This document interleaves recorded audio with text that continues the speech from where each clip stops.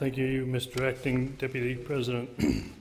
First, I'd like to say I'm stunned at Senator Faruqi's claim that her religion cares for women. This is a religion that has probably the worst history of abuses of women that I've ever heard of, including genital mutilation and stoning, and every woman's a second-class citizen.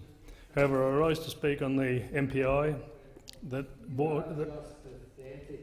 abortion not be regulated by laws which penalise a woman's decision over her own body. How wrong can anyone be, Mr Acting Deputy President? Again and again we hear the claim that abortion is about a woman's rights over her own body, as though the child that is the subject of the action did not exist. This is simply an outright lie. The life of the unborn is a sacred trust, not an inconvenience to be disposed of.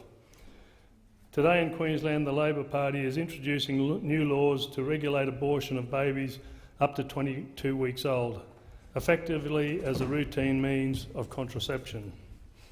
At 22 weeks, a stillborn in Queensland gets a birth certificate, a death certificate and a funeral, which would indicate that the state believe that this is a person.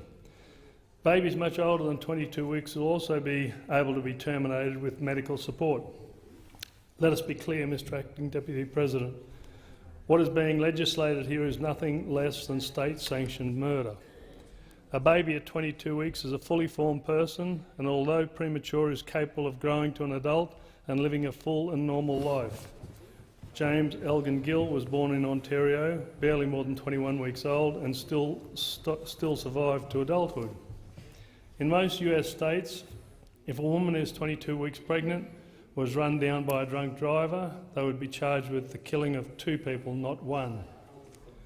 No one disputes a woman's right to decide what happens to her body, only to decide what happens to someone else. Just because an unborn cannot speak for themselves, they are still entitled to the same rights as anyone else. Even if you have conceived them, no person should be able to own another.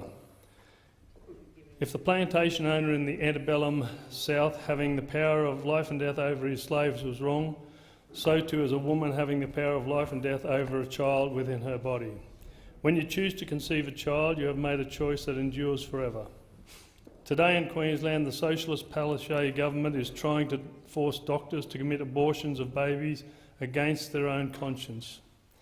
Doctors who morally object to the involvement in abortion will only be legally permitted to refuse if they can find another doctor who agrees. If compelling doctors to undertake abortions, this law by the Queensland State Government actually contravenes the Hippocratic Oath, which includes the phrase, "I will use treatment to help sick according to my ability, judgment, but never with a view to injure any wrongdoing. Neither will I administer a poison to anyone when asked to do so, nor will I suggest such a course. Similarly, I will not give it to a woman a pessary to cause abortion, but I will keep pure and holy both my life and my art." Dating back 2,500 years, the earliest known expression of medical ethics, the Hippocratic Oath, has survived the millennia, only to be extinguished by the laws of the Palaszczuk government.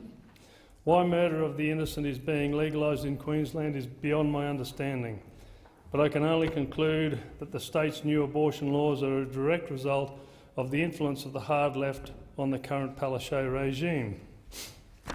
I and my party condemn this immoral action by the Queensland Government in the strongest terms. I pledge that if the Katter Party gain the balance of power after the next Queensland election, we will insist that these heinous abortion laws are repealed. Abortion should be regulated because the killing of the unborn is not a woman's right to choose, but simply murder.